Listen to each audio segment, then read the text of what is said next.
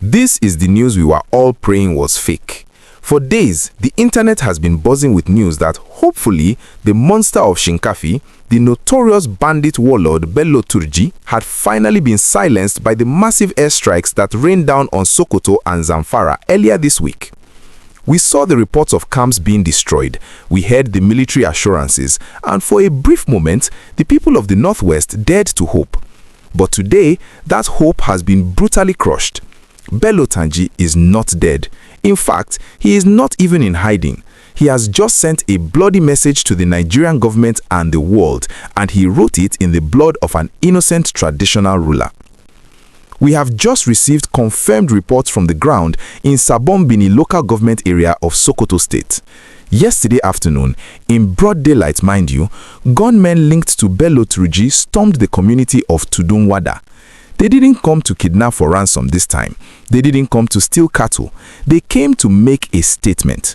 According to terrified residents who witnessed the horror, these criminals dragged the village head of Tudun Wada out of his home and beheaded him in front of his people. We are going to break down exactly what this retaliation means for the security of Sokoto State, why Sabon Birni continues to be the killing field of the Northwest, and the terrifying implication of Turji surviving what was supposed to be the final blow.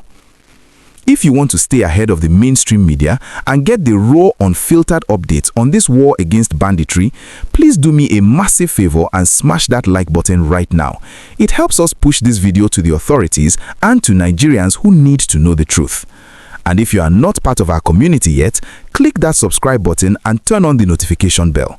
You cannot afford to be in the dark when these guys are operating with such impunity. Let's look at the details of this attack because they are significant. The attack happened in the afternoon. Usually, cowardly bandits strike at night when everyone is sleeping.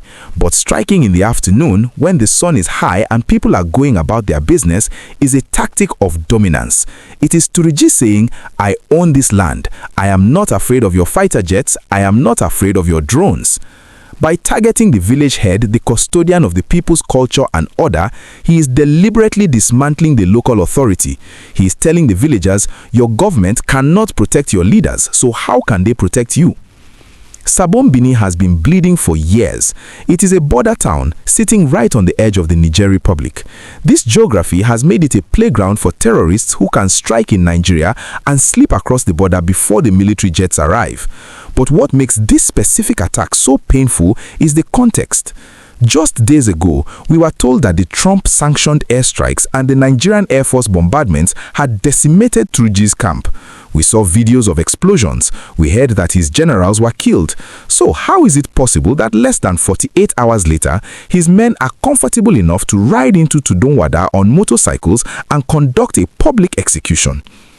There are two frightening possibilities here.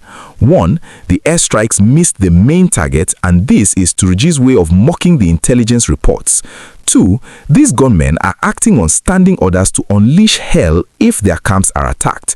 This is what security experts call a sleeper cell retaliation. When the head of the snake is threatened, the tail lashes out. And unfortunately, it is the poor villagers of Tudun Wada who are feeling the sting.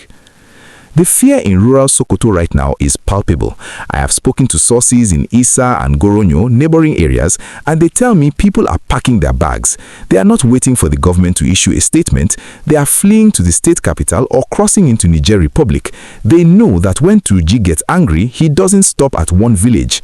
The beheading of the village head is likely just the opening act of a new campaign of terror designed to force the government to back off. This brings us to the issue of security gaps. How does a convoy of bandits ride into a village in a local government that is supposedly under special military focus without being intercepted?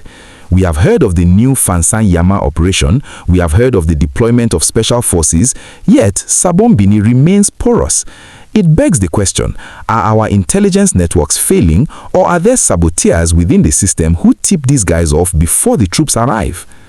I want to ask you, the viewer, do you feel that the government is telling us the whole truth about the success of these airstrikes? When you hear Bello Turji is dead one day and village head beheaded the next, who do you believe? Drop your thoughts in the comments below. The tragedy of Tudun Wada is a stark reminder that airstrikes alone cannot win this war. You can bomb the forest, but if you don't have boots on the ground to protect the villages, the bandits will just move to the next soft target. The village head of Tudun Wada paid the ultimate price for a war he didn't start.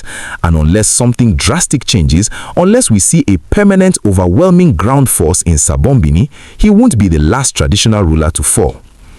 We will continue to monitor the situation in Sokoto.